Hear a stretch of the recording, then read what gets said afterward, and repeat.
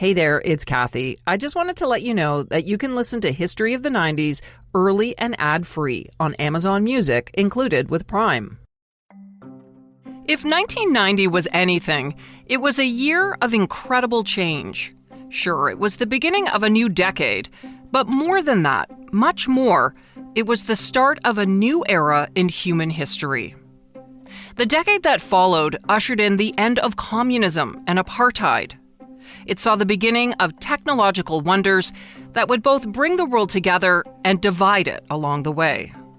And it changed the very way we communicated with each other. It was also a time for some of the greatest achievements in music, television, and sport. I'm Kathy Kenzora, and as this decade comes to a close, History of the 90s looks back and counts down 10 of the most memorable stories of the very first year of the decade that changed the world forever. This is 1990. In the number 10 spot, the Milli Vanilli scandal. Girl, you know it's true. I love you. Yes, you know it's true. We start with the world of music. Well, sort of. When Milli Vanilli released their debut album, Girl You Know It's True, in 1989, the German pop duo were made to rule the charts. Fab Morvan and Rob Pilatus were almost too good to be true. They were good-looking, and their album, with its catchy synthesizer songs, was a massive hit that topped the charts for weeks. Then in February 1990, they won the Grammy for Best New Artist. We want to say thank you very much, but we want to say there are a lot of artists here in this room, there are a lot of artists outside in the world who can achieve the same award that we achieved today. And it's an award for all artists in the world. Thank you very much. Thank you. Just a few months later, in November, their German record producer, Frank Farian, held a news conference to tell the world that the guys didn't sing a single note on their album. He said he'd hired the unemployed models to lip sync in videos for songs already recorded by 3 studio musicians. The dream for Fab Morvan and Rob Pilatus was over. Because days later, the National Academy of Recording Artists and Sciences revoked their Grammy. It was the first and only time any artist had ever been stripped of a Grammy. The Tarnished Stars held their own news conference, and they didn't blame it on the rain. They blamed it on Farian, who they said coerced them into lip-syncing and keeping the lie a secret. Sadly for Rob Pilatus, the lip-sync scandal was the beginning of a spiral into substance abuse. He died of a drug and alcohol overdose in 1998. Fab Morvan put out his first solo album in 2003 and is still making music. In the years since Milli Vanilli's fall from grace, lip-syncing has become more advanced and more commonplace, and so many more artists have suffered through historic performances that have epically flopped. Like when Ashlee Simpson flubbed her performance of Pieces of Me on Saturday Night Live in 2007. And who could forget Mariah Carey's train wreck New Year's Eve performance in 2017? She blamed a faulty earpiece for not being able to sing along with backing vocals. Carey eventually gave up and paced around the stage for 2 songs while complaining to the audience. Ladies and gentlemen, let's get ready to rumble! In the number 9 spot, the fall of Mike Tyson. 23-year-old Mike Tyson was undefeated when he stepped into the ring in Tokyo on February 11th, 1990, to fight Buster Douglas. He was the overwhelming favorite to win the title match because he truly had never lost a fight as a professional boxer. Tyson lacked fire and intensity right from the start. Douglas, on the other hand, was quick and explosive. In the 9th round, Tyson's left eye swelled shut from the number of hits he had taken from Douglas. Then, in the 10th round, everyone watched in disbelief as Douglas landed a right uppercut, followed by a left and then a right to Tyson's head. Iron Mike dropped in a heap to the floor. landing these. Oh, nice uppercut by Buster Douglas. Look at this. He's knocked Mike Tyson down for the first time in his career. Mike Tyson hits the canvas. He's in big trouble. The referee stood over Tyson, who lay flat on his back, and counted him out. It was one of boxing's all-time biggest upsets. This crushing defeat marked the beginning of the end for Tyson's career and his public persona.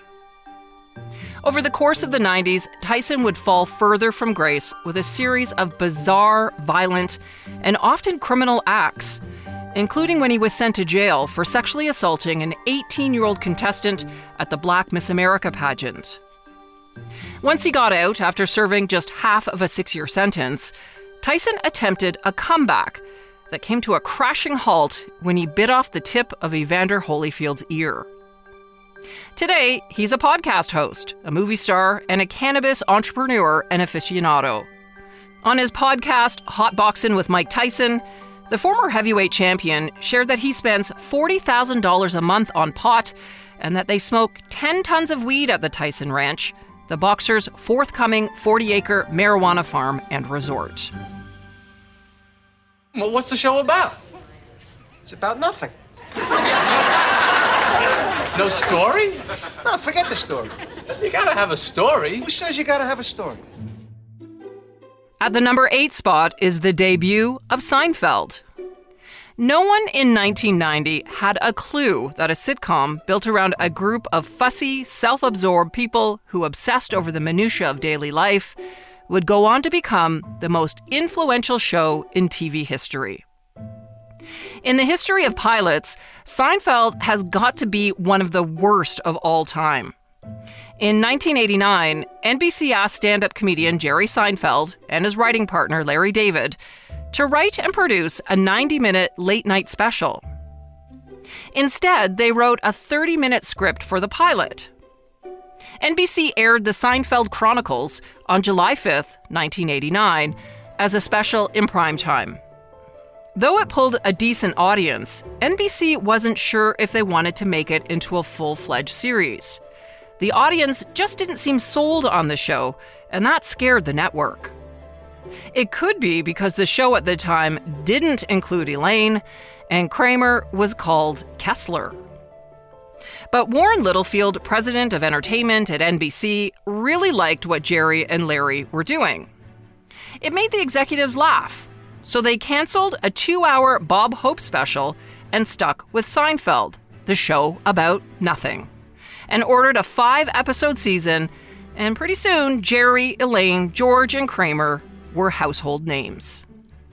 Not only did Seinfeld usher in a new era of TV comedy, it also introduced a lexicon of catchphrases and Seinfeldisms. No soup for you, sponge-worthy, these pretzels are making me thirsty, shrinkage, regifter, double dipper, close talker, low talker, serenity now, festivus for the rest of us, not that there's anything wrong with it, and master of my domain. It eventually spawned 180 episodes across 9 seasons. Outside of Seinfeld, 1990 was a banner year for TV because it also saw the premiere of 2 other legendary shows, Fresh Prince of Bel-Air and the world's longest-running sitcom, The Simpsons. For main engine start, T-minus 6, 5, 4, 3, 2, 1, and liftoff of the Space Shuttle Discovery with the Hubble Space Telescope, our window on the universe. In the number 7 spot, the Hubble Telescope. The world's first space telescope started circling the Earth in April 1990, marking the most significant advance in astronomy since Galileo's invention in 1609. The 11-ton Hubble telescope, which is the size of a bus, cost $1.5 billion and 20 years to develop. And that's why scientists were pretty devastated when the first pictures taken with the telescope came back as nothing more than a fuzzy blur. They soon discovered there was a problem with Hubble's camera that couldn't be fixed from Earth. It was another 3 years before the space shuttle took astronauts to Hubble to replace the camera. But it was worth the wait. the first pictures sent back to Earth were breathtaking. Since then, Hubble has provided more than 1 million out-of-this-world photos from new galaxies far, far away. And it produces much more than stunning pictures. Its scientific instruments have revolutionized our understanding of the universe and its history. Now almost 30 years old, Hubble is set to be retired. A new telescope replacing it is expected to be launched in 2021. The James Webb Space Telescope will provide greatly improved resolution and sensitivity over the Hubble, and it will enable a broad range of investigations across the fields of astronomy and cosmology, including observing some of the most distant events and objects in the universe, including the formation of the first galaxies. Well, on Wednesday, December 20th, I ordered U.S. troops to Panama with 4 objectives: to safeguard the lives of American citizens, to help restore democracy, to protect the integrity of the Panama Canal treaties, and to bring General Manuel Noriega to justice. All of these objectives have now been achieved. In the number 6 spot, Noriega surrenders. On January 3, 1990, Panamanian dictator Manuel Noriega stepped out of the Vatican embassy in Panama City and surrendered to U.S. authorities. He'd taken refuge in the embassy after the U.S. invaded Panama.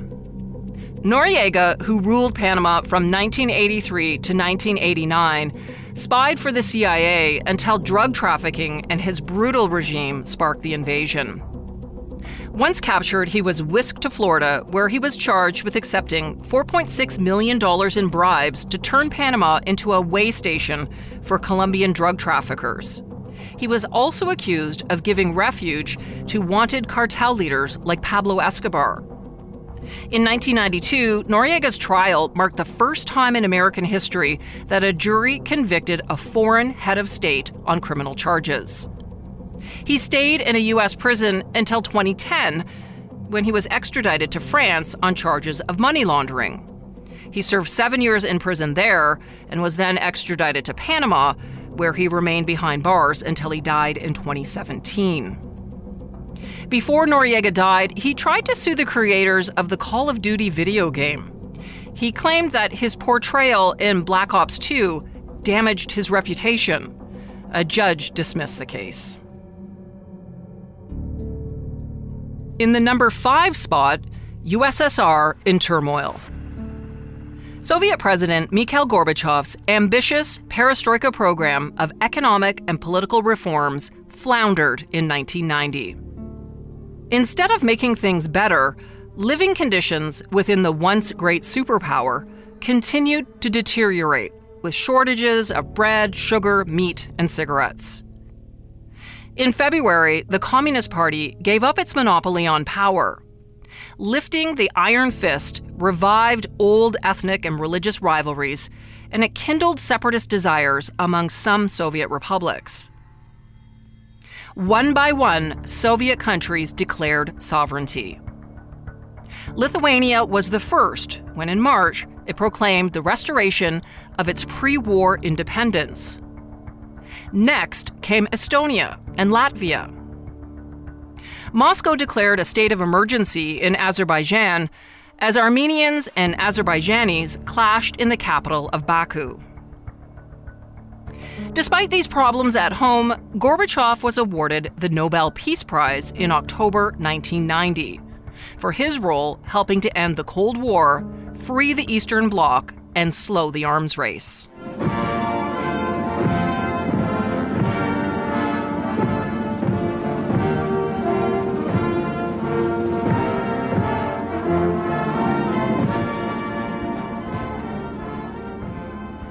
Just over a year later, Gorbachev stepped down as leader of the Soviet Union. And that same day, the hammer and sickle flag of the Soviet Union was lowered outside the Kremlin for the last time. It was replaced by the tricolor flag of the Russian Republic. It was the end of an era. The morale up here is tense. Everybody's scared, but with the negotiations happening, I think we have some hope into resolving the situation. Number 4, the Oka crisis. In the summer of 1990, all eyes were on the small town of Oka, Quebec, where a land claims dispute erupted in a dramatic showdown between Mohawk protesters, police, and the army. It started when negotiations broke down over plans to expand a golf course and condominium on the disputed land. A group who called themselves Mohawk Warriors set up blockades to stop construction. After an order came down from the mayor of Oka, Quebec police in riot gear stormed the barricades using tear gas and concussion grenades to cause confusion. During the brief gunfight that followed, a 31-year-old officer was shot and killed. Both sides claimed the other side shot first. The 78-day standoff that followed became known as the Mohawk Resistance. Eventually, the army was called in to patrol the area, and finally, an agreement was reached when the federal government purchased the land to prevent further development. The expansion of the golf course was canceled. The Oka crisis was a turning point in Canada.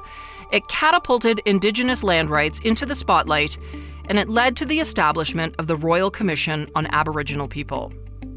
The Commission's 1996 report highlighted many issues, including the ongoing effects of the Indian residential school system.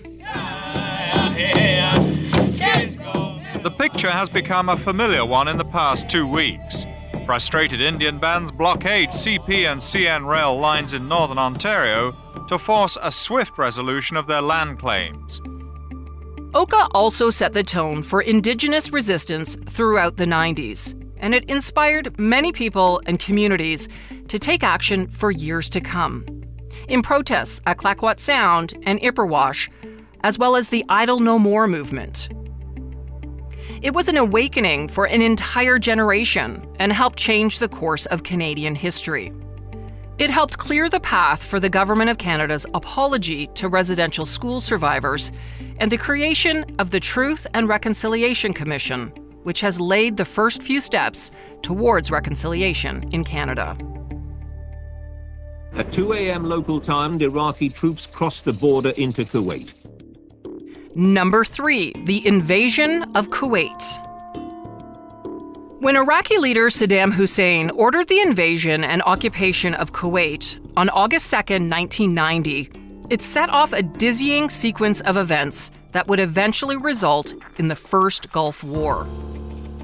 First, the United Nations ordered a worldwide economic and military embargo against Iraq. It required all member nations to stop importing oil from Iraq and Kuwait, and to halt nearly all exports to the Baghdad regime, including weapons.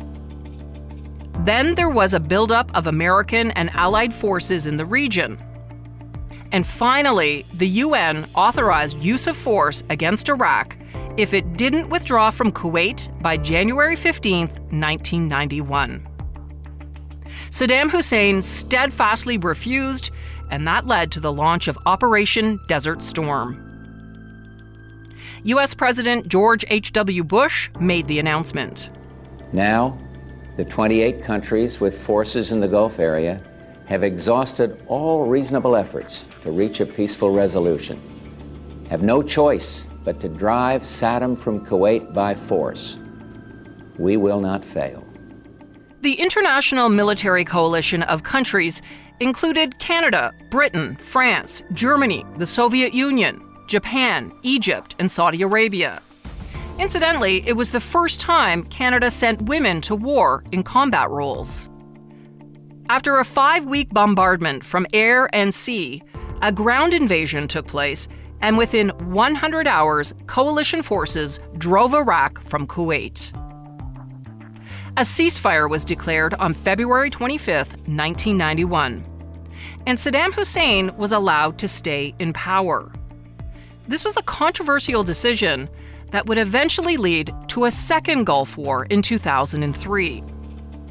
The Iraqi government and military collapsed within 3 weeks of that invasion, And on November 5th, 2006, Saddam Hussein was found guilty of crimes against humanity. He was sentenced to death by hanging. He died on December 30th, 2006. And the crowd getting excited. There's Mr. Mandela, Mr. Nelson Mandela, a free man taking his first steps into a new South Africa. Number 2, Mandela's walk to freedom. With his fist raised in the air, anti-apartheid leader Nelson Mandela walked out of prison and into freedom on February 11th, 1990.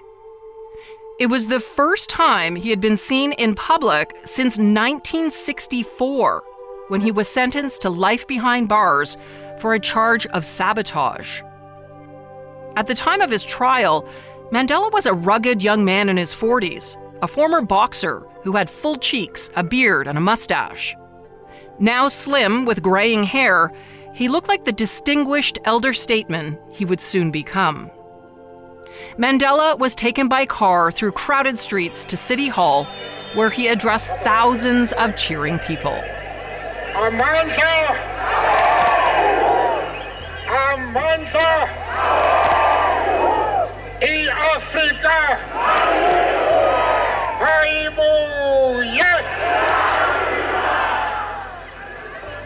In a speech frequently drowned out by roars from the crowd, Mandela said, "Today the majority of South Africans, black and white, recognize that apartheid has no future.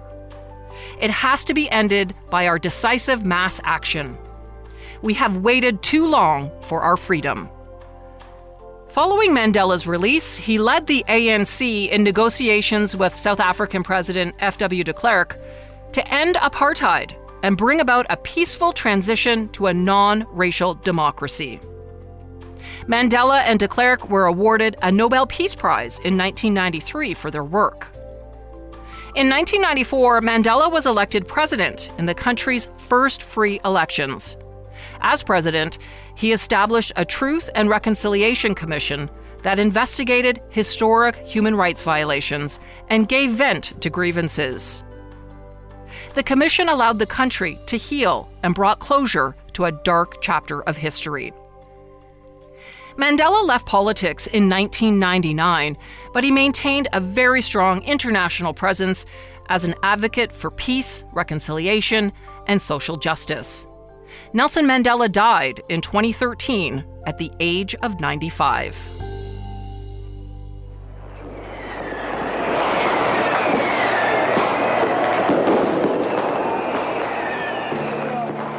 And in the number 1 spot, Germany is reunited. At midnight on October 3rd, 1990, fireworks exploded outside the Brandenburg Gate in Berlin, Germany. Over 1 million people danced and celebrated the birth of a new country. East and West Germany were officially reunited after 45 years of Cold War separation. This was the dramatic climax of a dizzying year of change. The map of Europe had been redrawn, something that many believed would never happen. The path to a new Germany began a year earlier, in the fall of 1989, with pro-democracy rallies in major cities throughout East Germany. As the mostly peaceful revolution continued to grow, the communist government was forced to open the Berlin Wall, allowing East Germans to pass freely into the West for the first time since 1961. Once that border was open, there was no turning back. The Chancellor of a united Germany today called the fall of the Berlin Wall proof dreams can become reality. Nothing has to stay as it is, she says, no matter how high the barricades are. 2 months after reunification, all German elections took place, and Helmut Kohl became the first chancellor of the unified country. Although this action came more than a year before the dissolution of the Soviet Union, for many observers, the reunification of Germany effectively marked the end of the Cold War. It also cleared the path to a European Union, which would unite the nations of Western Europe in a spirit of economic cooperation after centuries of bloody conflict. 1990 truly was the dawn of a new era. And that's a wrap on 1990 and the top 10 events that kicked off a decade that changed the world. We'll be going deeper on Seinfeld, Nelson Mandela, and the Oka crisis in 2020. So make sure to subscribe to our show so you never miss an episode. And while you're there, don't forget to rate and review us. It helps spread the word and get more people to find the podcast. We're available for free at Apple Podcasts, Spotify, Google Podcasts, and everywhere else you get your streaming audio. You can also listen at curiouscast.ca. If you're new to the show, that's where you can go back and listen to some of our older episodes. If you have show ideas or topics you want us to cover in upcoming episodes, please reach out to me. You can find me on Twitter at 1990s History. I'm also on Instagram and Facebook. And you can always shoot me an email at 90s@curiouscast.ca. That's 90s@curiouscast.ca. This show is hosted and co-written by me, Kathy Kenzora, and Dila Velasquez, our producer. Sound design and final production is by Rob Johnston. See you next time for more history of the 90s.